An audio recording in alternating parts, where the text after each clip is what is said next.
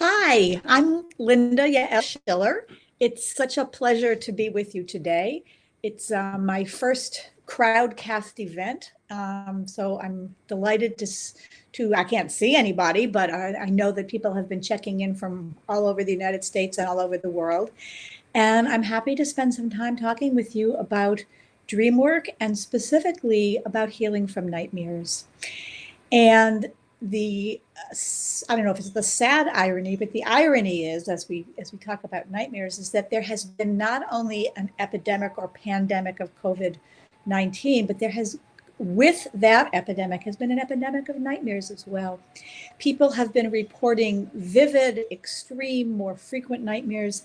And there's something about what's going on in our world in general that is making people more attending to and experiencing nightmares. So I'm here to give you a taste of dreams and nightmares today, and then I'd be happy to talk with you more in the future. Llewellyn is a wonderful publisher. They just published my book, Modern Dreamwork, New Tools for Decoding Your Soul's Wisdom. And in that book, I talk about dream work in general, as well as focusing on nightmares. So my orientation to dream work and to nightmare work is an embodied psychospiritual approach. So I myself am a psychotherapist. I live in the Boston area. I was a professor at Boston University School of Social Work for 20 years, and I have a private clinical practice where I see clients of all kinds with a lot of attention to working from an embodied perspective and the psychospiritual perspective, which is what I bring to my dream work as well. So today specifically, we're going to talk about nightmares. And let me just read you a couple of quotes about nightmares just to orient us. So Mike Carey, in his book, The Naming of the Beast, says that nightmares are, quote, those heart-hammering nightmares that start to lose coherence even as you're waking up for them, but that still manage to leave their moldering fingerprints all across your day. And I'm sure there are many of you who have woken at various points in time in your life, perhaps even recently, with heart-hammering nightmares. And one of my clients talked about having a hangover from her nightmares that lasted well into the day and sometimes into the whole week, as she just couldn't shake what was going on.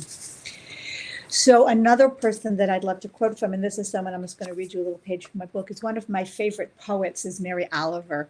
And she wrote, "Someone I loved once gave me a box full of darkness. It took me years to understand that this, too, was a gift." So it may seem ironic to think about a nightmare as a gift, but actually, as we learn to unpack our dreams and unpack our nightmares and find out what they've come to tell us, we find that they do come bearing gifts. There's something we need to know. Our deep unconscious self is aware of some, if you excuse the expression, disturbance in the force, that force that's within us or without of us, that is unsettling our emotional selves. And this, by the way, is the primary difference between a dream and a nightmare. It's the affect or the emotion that goes along with the dream that changes it from either a dream to an unpleasant dream to a nightmare or a night terror. So there are several levels of what dreams, nightmares, and night terrors are. Night terrors, just as a quick aside, are when someone, often children more than adults, but adults can occasionally get it as well. When you see someone having a night terror, it seems like they're awake, but they're not. They're actually asleep. But they might have their eyes open. They might be sitting up in bed. They may even have lost the biochemical that induces sleep paralysis in it, that keeps us in our beds at night and get up and be moving around the house. So that's the difference between a night terror and a nightmare. In a night terror, you look like you're awake, but in a nightmare, you're still, lying in your bed. So nightmares are sometimes also referred to as, quote, dreams on steroids. And they can reflect both events from our recent life, from the past day or week. They can reflect things from many, many years ago, from our childhood, current events, and sometimes also contain imprints from past life experiences. Nightmares in general tend to focus on what we call unprocessed emotions. So when you have had a a traumatic event or a loss or an unsettling event, whether it was a short-term event or a long-term chronic event, and you haven't processed completely your reactions to or your understanding of that event, that's when it might show up in terms of disturbing dreams or nightmares. The hidden gift in the nightmares is that they provide emotional release and gives us an opportunity to finish processing whatever the emotional imprint was that we have not yet finished processing. It's sort of like digestion in a way. When something upsetting happens to us, we have to completely digest that event and then metabolize it so it moves out of our system. And if we haven't metabolized it and we haven't fully digested it, it stays somewhere in our body, mind, spirit system until such time that we connect with it, we tune in through sometimes our dreams or through things like synchronicity, deja vu, or intuition, which are forms of a waking dream state, to allow us to tap into that unprocessed emotion, make sense out of it, and move on.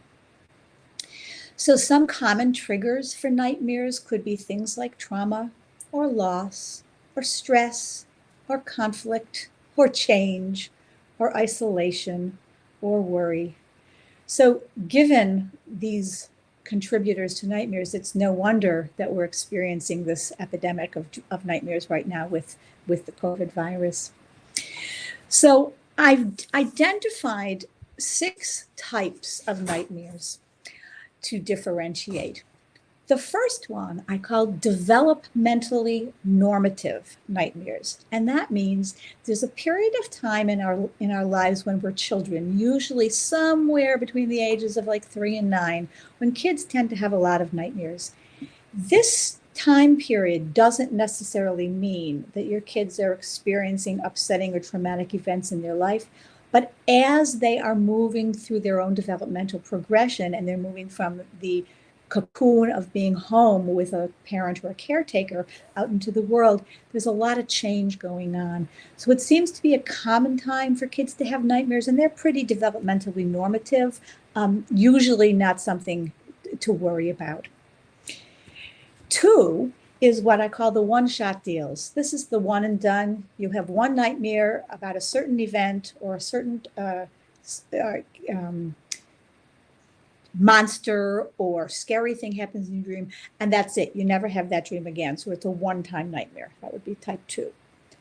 3 would be repetitive nightmares. These are the ones that you have over and over and over again. Sometimes they are identical, and sometimes they vary. You might have a repetitive theme. For example, someone is chasing you, but in one dream, a tiger is chasing you. And in another dream, a masked man is chasing you. And in a third dream, a beautiful brunette woman with silver wands is chasing you. So there's a theme here of chase, but the characters in the dream may be different, or the landscape in the dream may be different. If the repetitive nightmares keep coming, what's very important in order to heal is to recognize the pattern. When we can recognize the pattern in our dreams and in our lives, we then have the power to shift and transform them. So when we tune into the patterns of our nightmares, and sometimes they're like an SOS from the unconscious. And if there's something you haven't sufficiently metabolized in your life, your unconscious is going to keep sending it back to you over and over and over again, because it really wants you to get it.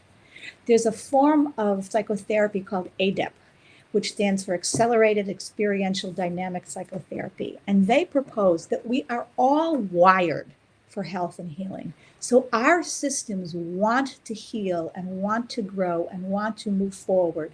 So if there's something blocking it, our unconscious will keep sending us messages until hopefully we get the hint, pay attention to this.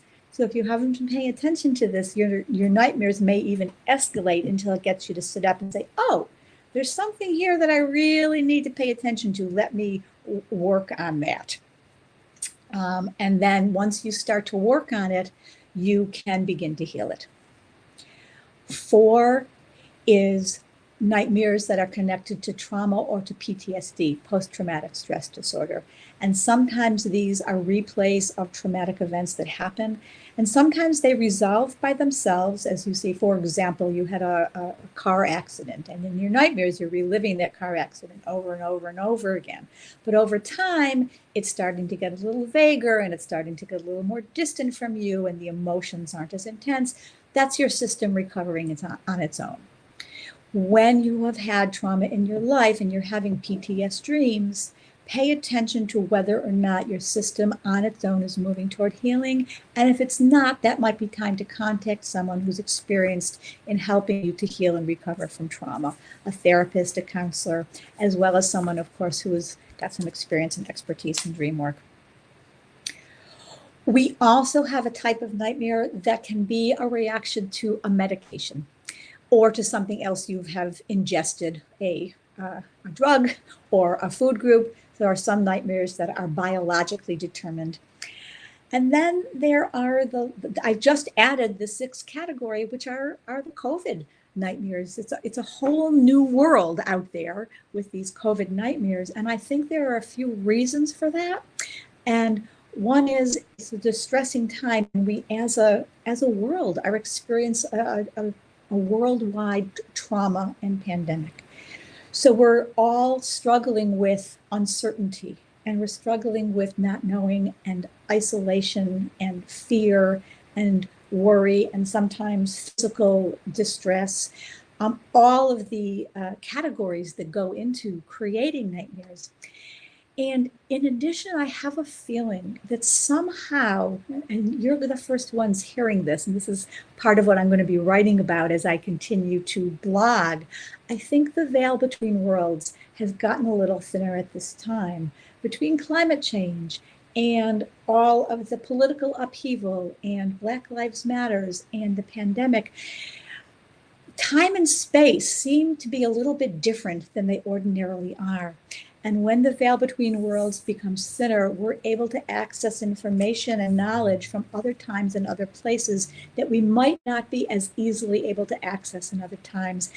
And I have a feeling that there's a great big learning for us as a society to get right now. And that's why people are having these dreams and these nightmares. One of the hallmarks of healing from an upsetting dream or a nightmare is that once we understand the meaning of the dream, and once we have sort of peeled back the layers of the metaphors, the next step is to take action. The reason why some dreams keep reoccurring is because not only have we not sufficiently understood what they're trying to tell us, we haven't yet taken the action. So that's the final stage in healing from your nightmares, is the action step. It might be a small symbolic action, such as lighting a candle or planting a flower bulb, or it might be something that you're called to do in the world. There's an expression in Hebrew called tikkun olam, which means repairing the world. And I think we're all called to do some real repairing of the world right now. So if we're tuning into our dreams and nightmares, they may give us some direction for how to repair the world.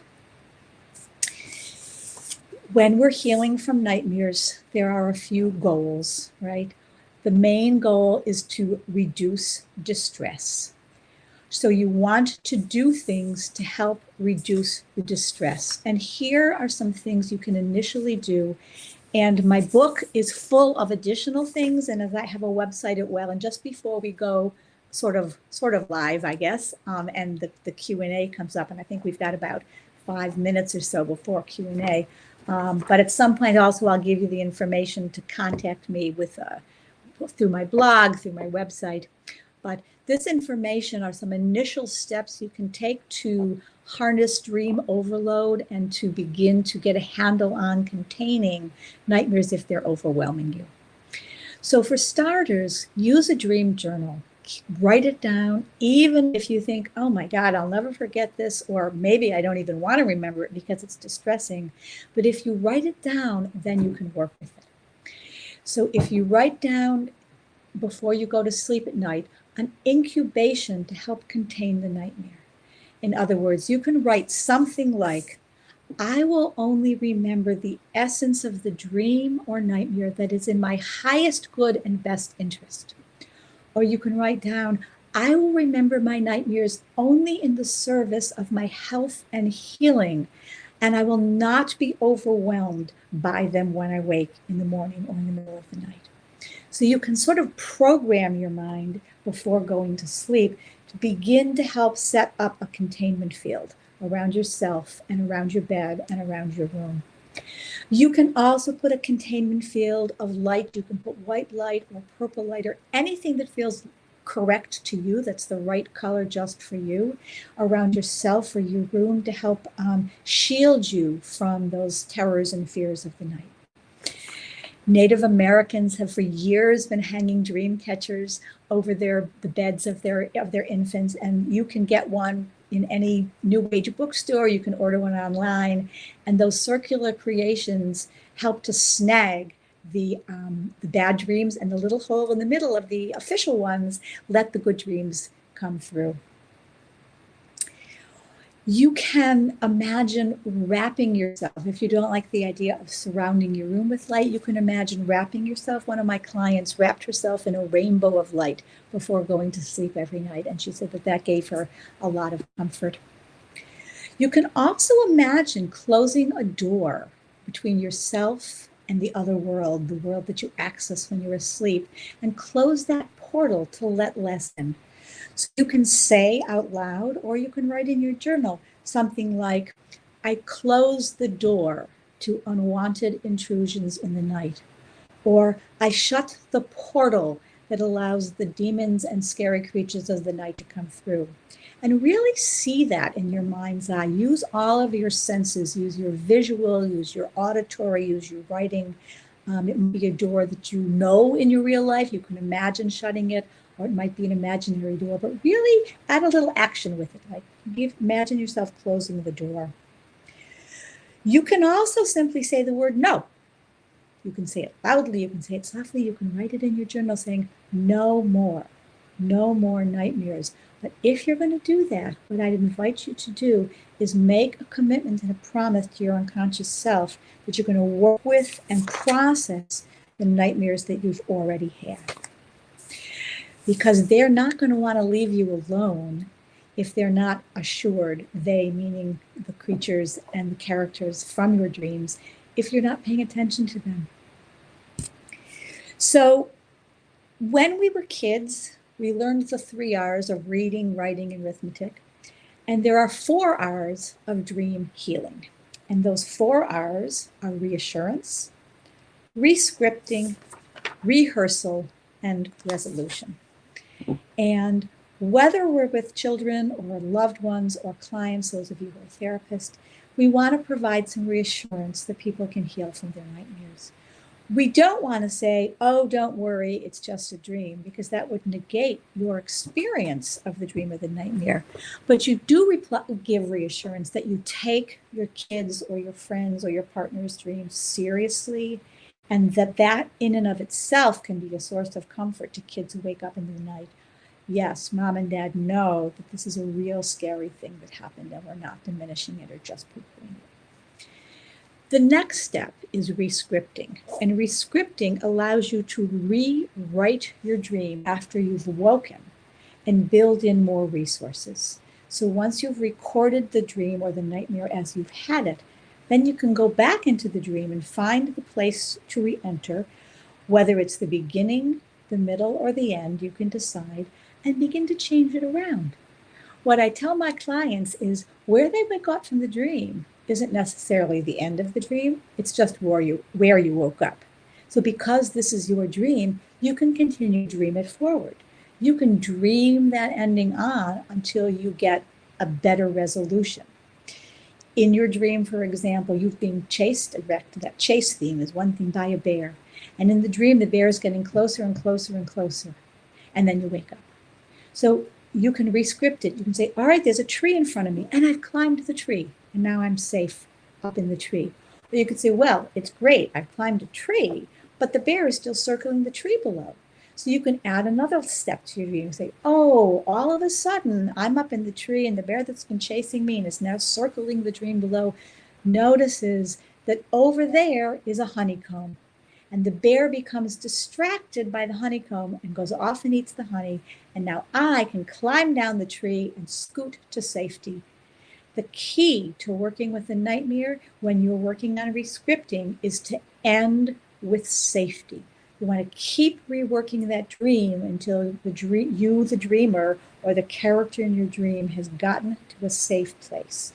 You might be able to do this certainly on your own. And it's also wonderful to do this with other people, either with one other person or with a group. I run groups called dream circles where people get together, and it can be small or it could be very large groups. And I do these online as well, doing large group dream circles as well as small groups where we all work on each other's dream. And everyone can do healing on other people's dreams. So if you had a dream about a bear chasing you, someone else can also get healing about their own dreams from working on yours. That's one of the lovely things about working with a group of people. So rehearsal means that once you have found a way to get resources into your dream, whether it's you need that tree to show up, or you need your magic anti-bear gun, or you need suddenly an angel to come and start singing the lullaby so the bear falls asleep, whatever resources you need in your dream, once you've gotten to a safe place, then you want to rehearse. It's like the old joke, right? How do you get to Carnegie Hall? Practice, practice, practice. So that's what rehearsal is about. You practice the more satisfying methods and the way you got to a safe place out of your nightmare. You keep going over those resources. You keep changing the dream ending. You keep getting the characters in the dream perhaps to talk to each other until you can, quote, do it in your sleep. I was working with a little girl, Amanda, who was 8 years old, and she was having nightmares. I'm from Boston, and she was here in Boston during the time of the Boston Marathon bombing, and she was having a lot of nightmares after having sort of lived through that experience of having the city shut down with SWAT teams in the streets of Watertown, no less. And she was worried that people were going to attack and come into her house. So we practiced in her dreams. So she would have nightmares that people were going to break into her house, which was very parallel to what was happening in her world outside for several days. But so we practiced in her dream. We practiced that while she was awake, standing up really tall. And we put a magic fence around her house. And we acted out that she could talk back to the intruders and said, "Go away, you can't get me, and get out of here, and I'm safe." And the good news is, by the time I was working with her, of the two marathon bombers, one was already dead and the other was in jail. So we practiced reminding her they are not alive anymore, or they're in jail and they're a long way from here. And we had her do the Superwoman Pose, where you put your hands on your hips and you stand up tall. And we practiced that over and over and over again for several weeks. And with practicing her strengths, the nightmares gradually diminished, gradually got less intense, and pretty soon she was not at all worried about intruders breaking into her house. And then we knew we were at that final step, which is resolution. So once we have reassured and rescripted and rehearsed, we're more likely to come up with a good resolution that will either make the nightmare go away or transform them into something less stressful and less scary. So sometimes the dream transforms rather than disappears altogether. So there are many other things that we can do for healing from nightmares. I know in a few minutes we're going to have some Q&A. I guess I'm just watching to see when that shows up on my screen. Oh, there it is. Okay, so I'm going to keep talking until a question comes in. But what I want to share with you is that if you do want to contact me to talk about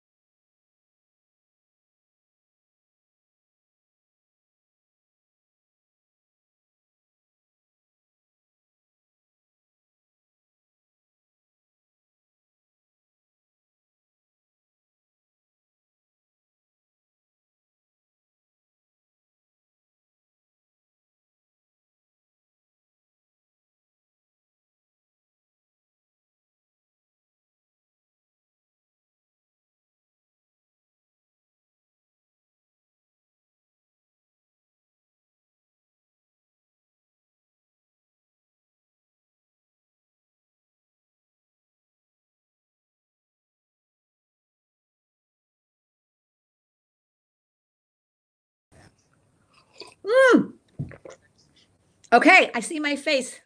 Somebody let me know if you can see me and hear me. Somebody type something and say, are you, oops. Oh, okay, good. All right, we're back. Phew. Well, so I guess I'll keep going. Yay, thank you, thank you, thank you. There's a whole bunch of questions coming in. Here's a question. Does my book talk about exercises you can do? Yes, my book is full of exercises. And there's 3 appendices that go through in exquisite detail ways to remember dreams, way to work with dreams, ways to work with nightmares. I've created a technique called the Gaia Method, which is guided active imagination approach that has an appendix that has a full detail of ways to work with dreams. And my website is www.moderndreamwork.com for the book. My personal website is Linda Yael Schiller. That's LindaYaelSchiller.com. And then I have a blog called Awake to Your Dreams, all one word, where I have lots and lots of blogs on dreams. And the last bunch of blogs have been specifically on nightmares because I'm working on a new book. And that's going to be coming up on nightmares. Somebody's asking me about water-oriented dreams, especially deep water. In terms of dream symbolism, there are some dreams symbols that are sort of universal, but all dream symbols are also idiosyncratic to the dreamer, him or herself. So water might mean something to me in my dream, it might mean something different to you in yours, because our own personal life experiences will affect what symbols we dream in. Water very often, though, is one of those universal symbols that sometimes has to do with our unconscious. So if we are dreaming about water, particularly deep water, it might be a deep dive into the unconscious. I see another question here. How can you tell if someone in the dream is a dream or a visitation? It's a fantastic question because we do get visits from the other side in our dreams. Very often, if you have a departed friend or relative or loved one who comes to see you in your dreams, those dreams will be more vivid than your regular non-visitation dreams, and you'll have a felt sense of almost experiencing the presence of that person with you. I know when my dad, who passed over about 10 years ago, when he comes and visits me in my dreams, I can hear his voice resonating in my head with exactly the sound. And actually, this is very cool. As I mentioned him right now, he just showed up. So he's just joined us to be here at this podcast. So a visit, you actually have a sense of feeling like someone is there with you. Other times, the same person, let's say your mom passed, she could be a symbolic character in the dream. There might be something you need to work out with your mom. There might be something you have to resolve. So there's many ways from symbolism to visitation. Here's another question. What does it mean when you dream repeatedly about a family member that you haven't talked to or thought about in years that are still alive? Well, off the top of my head, my dear, I would say you have unfinished business with that family member. And the fact that you are repeatedly dreaming about them may mean that there's something that you need to resolve. It may or may not mean that you need to contact them, depending on the circumstances of why you're not in touch. But there's something to work through there with a good therapist or with a partner or with a friend. Question about PTSD nightmares from military service. That's an important question.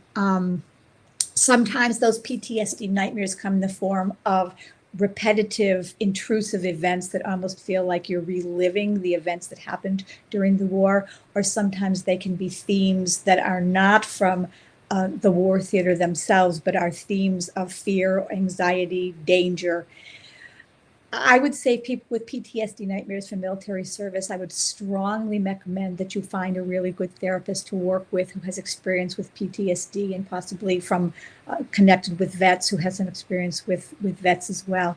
The other thing is working with a group is really, really powerful, because when you have shared upsetting experiences, to be able to be with a group of people who have had similar shared upsetting experiences just is such a comfort, because I have worked with people with PTSD for years, but I have never been in a war. So my outside knowledge of it will not be the same as someone who has had a similar experience to you. So I'd recommend several layers of attending to the work. And thank you for your service, whoever wrote in about that. Here's another question. For the past week, I've been having really strange and confusing dreams. I don't know if I'd call them nightmares, but they feel disconnected, no obvious pattern. Well, I think we're living in strange and confusing times. So your dreams may really be reflecting the times that we're living in. And I would invite you to ask yourself a question either before you go to sleep at night or after you wake up in the morning about, what does this mean? How can I make sense of this? What is it trying to tell me? Because your dreams have come to you with a lot of information, and you can talk back to your dream and you can ask questions of your dream and the characters in your dreams. And if you listen with your third ear and you listen with your intuition, you will get responses as well. Don't worry if it feels weird or uncomfortable or like, am I making this up? Everybody says that. Am I making this up, or am I really getting this answer? You're not making this up.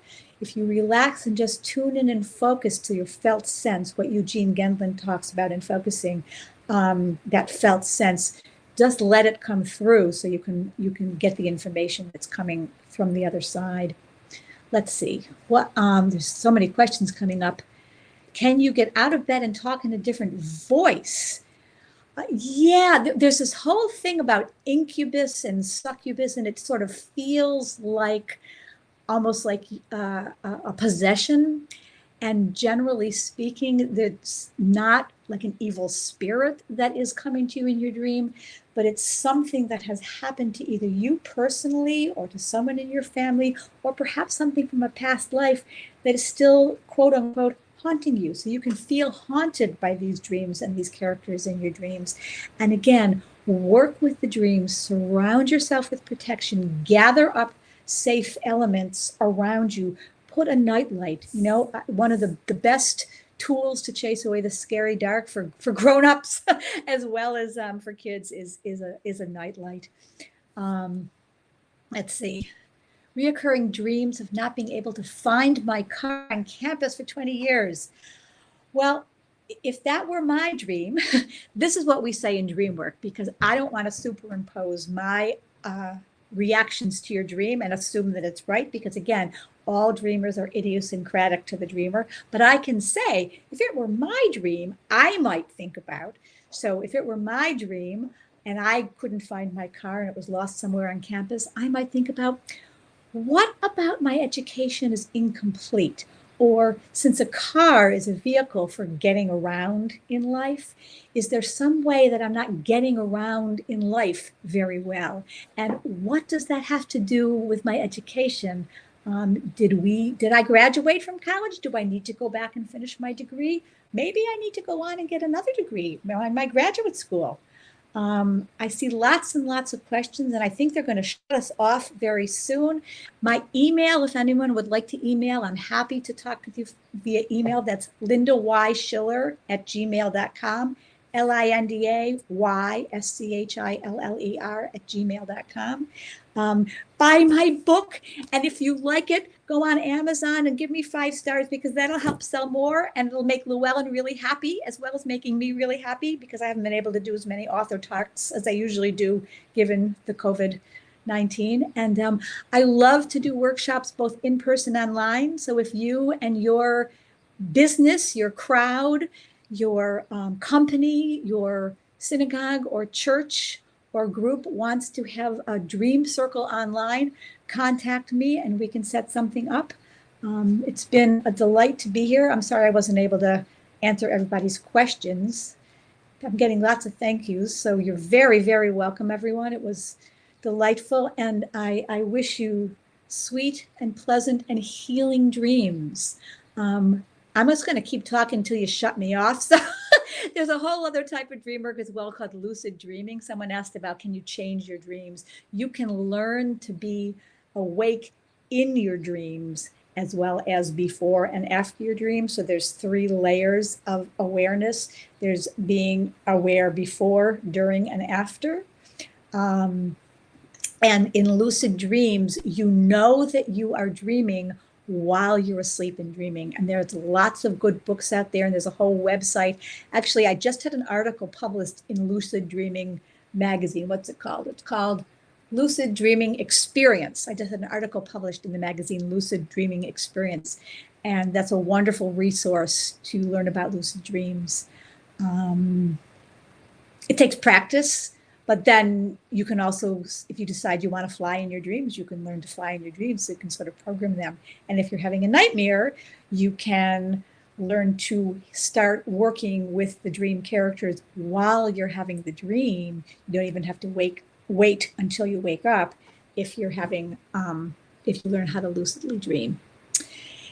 And